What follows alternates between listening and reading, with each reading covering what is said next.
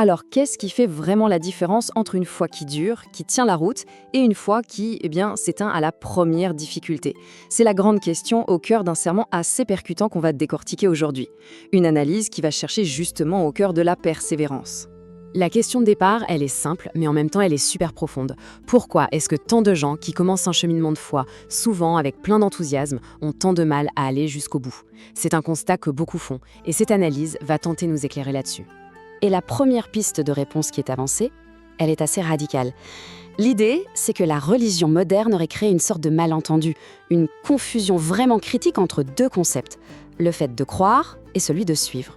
En fait, tout le problème viendrait de là.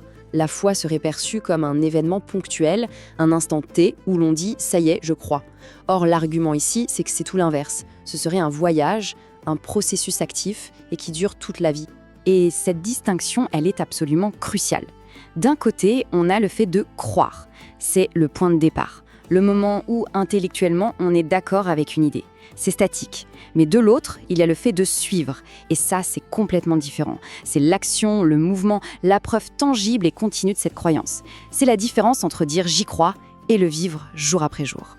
Cet argument est résumé dans une phrase assez choc. Croire est un instant statique, mais suivre, c'est la preuve de la véritable foi.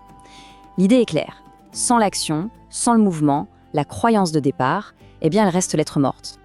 Ok, la distinction est faite. Mais alors, qu'est-ce qui bloque? Qu'est-ce qui empêche concrètement de passer de cette croyance statique à ce suivi dynamique?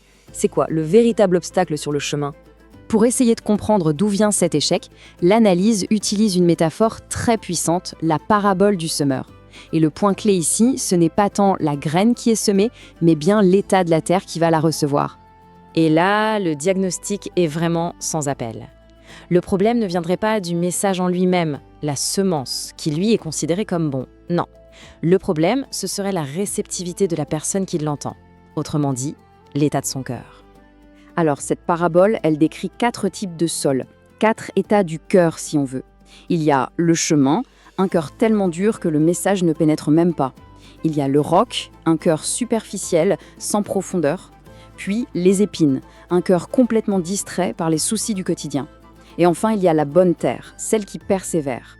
Et c'est surtout ce cœur rocailleux qui nous intéresse, parce qu'il explique parfaitement cet enthousiasme de départ qui s'éteint si vite. Et voilà, on y est, ce fameux cœur rocailleux. C'est le cas typique de ceux qui démarrent, avec une joie immense, un enthousiasme débordant. L'excitation est là, mais dès que la première difficulté, la première épreuve arrive, comme il n'y a pas de racines profondes, tout s'effondre. D'accord, mais pourquoi est-ce que ça s'effondre? Pourquoi ce cœur, qui était pourtant si enthousiaste, échoue-t-il? L'analyse va encore plus loin et met le doigt sur un danger bien précis, l'offense. Ce qui est décrit ici, c'est une sorte de réaction en chaîne, un engrenage fatal. Première étape, une épreuve arrive. Deuxième étape, cette difficulté ne fait pas que décourager, non, elle scandalise le cœur, elle l'offense. Troisième étape, à cause de cette offense, une décision consciente est prise d'arrêter d'obéir. Et là, c'est la fin du voyage. Le chemin est abandonné. Alors, un cœur offensé, qu'est-ce que ça veut dire exactement? Attention, ce n'est pas juste être blessé ou vexé. C'est un état d'esprit qui va complètement déplacer la responsabilité.